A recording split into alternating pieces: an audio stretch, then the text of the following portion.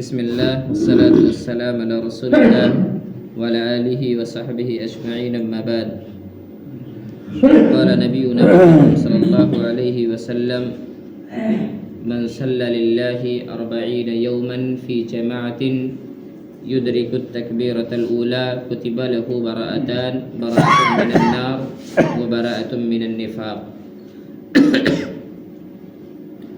محترم مسلیان کرام، اللہ رب العالمین کی ذات بہت رحیم ہے، بہت زیادہ رحم کرنے والی ہے۔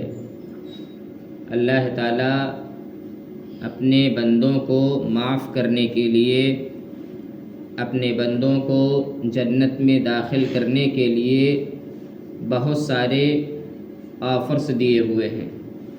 مثلاً رمضان المبارک کا مہینہ، جس میں اگر انسان اللہ رب العالمین کے لیے روزہ رکھ لے، عبادات کو سر انجام دے لے، تو ایسی صورت میں ایسا انسان جنت کا حقدار ہو جاتا ہے،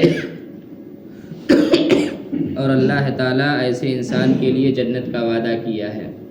اسی طرح سے عشرہ ذی الحجہ میں اگر کوئی انسان پابندی کے ساتھ تکبیرات کا اہتمام کرتا ہے، روزے رکھتا ہے، تو ایسی صورت میں اللہ تعالیٰ اس کے گناہوں کو معاف کر دیتے ہیں۔ اسی طرح سے بعض ایسے کورسز ہیں کہ اگر انسان ان کو پورا کر لے تو ایسی صورت میں وہ جنت کا مستحق ہو جاتا ہے، اور ایسے انسان کو جہنم سے آزادی کا پروانہ مل جاتا ہے۔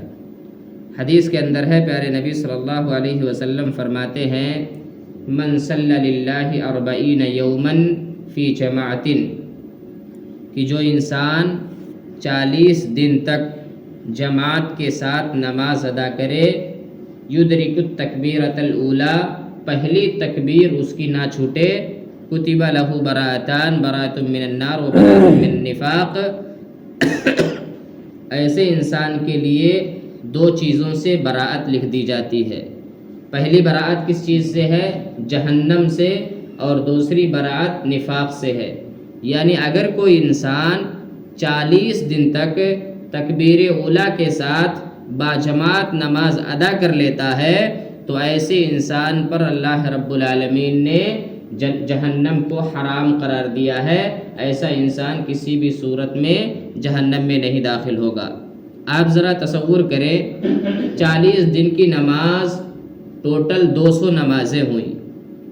اگر کوئی انسان 200 نمازوں کی ادائیگی کرتا ہے جماعت کے ساتھ، تکبیر اولیٰ کے ساتھ، تو ایسا انسان جنت کے اندر داخل ہو جائے گا۔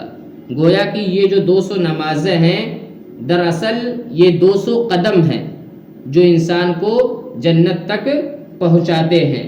لہذا ہم میں سے وہ لوگ خاص طور سے جو گھریلو ذمہ داریوں سے آزاد ہیں، جن کا کام کھانا پینا، اٹھنا بیٹھنا، گھر کے اندر رہنا، ایسے لوگوں کو چاہیے اس کورس کو ضرور پورا کریں، اس کورس پر عمل کرنے کی کوشش کریں۔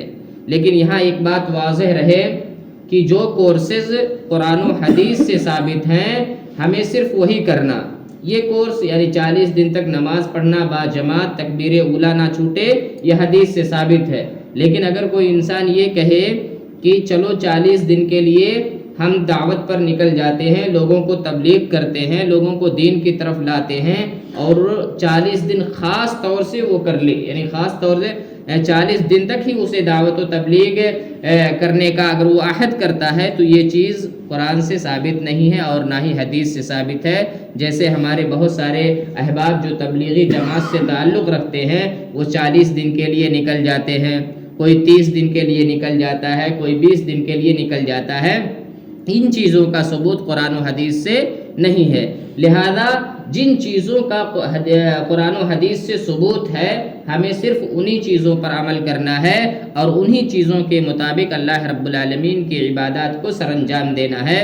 لہذا 40 دن کی عبادت شریعت سے ثابت ہے، ہمیں اس عبادت کو پورا کرنے کی کوشش کرنی چاہیے، اور ہم میں سے ہر انسان کو یہ عزم کرنا چاہیے، پختہ ارادہ کرنا چاہیے کہ انشاءاللہ تبارک و تعالی 40 دن کی نماز وہ باجماعت پڑھیں گے جن میں ان کی تکبیر اولیٰ نہیں چھوٹے گی، اور اگر وہ اس طرح سے کرتے ہیں تو انشاءاللہ تبارک و تعالی قیامت کے دن جب نفسی نفسی کا عالم ہوگا، لوگ ایک دوسرے سے بھاگیں گے، ماں اپنے بچے سے بھاگے گی، بچہ اپنے ماں سے بھاگے گا، تو ایسی صورت میں یہ 40 دن کی نمازیں آپ کے کام آئیں گی۔